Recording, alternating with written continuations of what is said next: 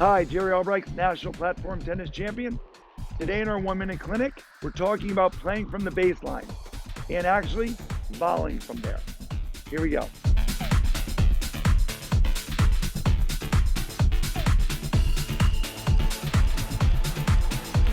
Today we're here at the Stonington Community Center and I'm with our top pros here, John Spears to my right and Dan Hansen to my left.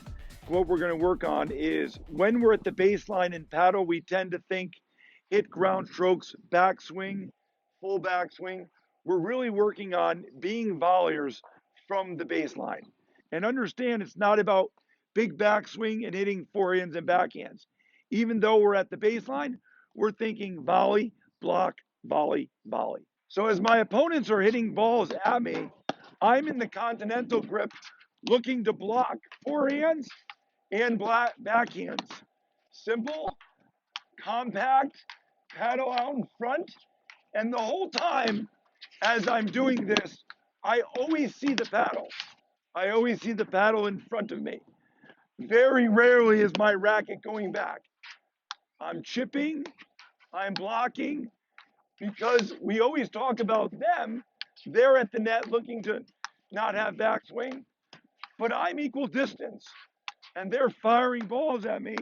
And if you notice, I almost look like a volleyer, just like them.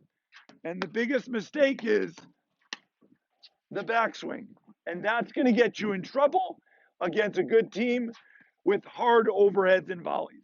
So if you notice, one of the things I'm not doing is I'm not turning my shoulders and taking my racket back. As they're hitting balls at me fairly fast, I'm in the ready position defending, blocking, keeping my paddle in front with the continental grip. So I am able to go from forehand to backhand very easily. We always talk about it at the net, but we don't talk about it as much from the back court. We are still in the volley position, able to go to forehand and backhand instead of grip changes and backswings, where everything looks wild and out of control. So when I'm playing from the backcourt, a lot of people think that they're thinking forehands and backhands. When I'm back here, I'm usually thinking blocks and volleying the ball back to them, keeping everything simple and defending balls. So as they're hitting it at me, you'll notice it's about me seeing the paddle in front and defending their hard shots. I'm not using the screen here, and I'm also not turning my shoulders. It's back out in front and always seeing the paddle and defending a lot of their hard shots with pickups, blocks, and chips.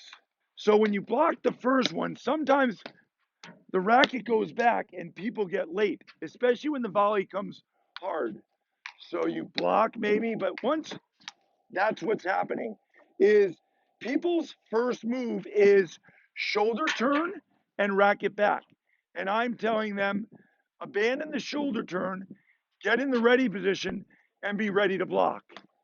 Be ready to block. If you notice, even here against these guys, even in no man's land, I'm able to handle fast-paced balls because my racket is in front on everything. I'm never thinking racket back. I'm thinking defend and block. So when you're in this position, if you notice, I tell my students, can you see your paddle the entire time? When you're blocking and they're attacking you, can you keep that paddle in front and block from in here? If this goes back and you turn, that's when we get in trouble. We're thinking we're ground strokers, and that's when we get in trouble. We don't have time for the backswing.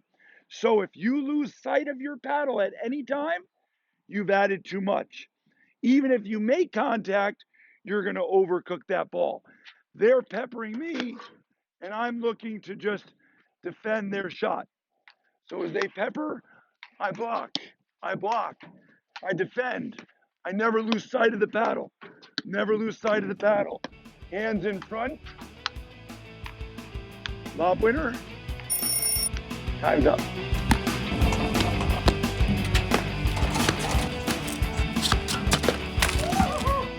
Thank you so much for watching the video, and please do me a favor and subscribe and ring the bell. And my promise to you before I go is if you watch all these 1-minute clinics, you too can become a national champion. Well, maybe. Be ready to block, not the backswing.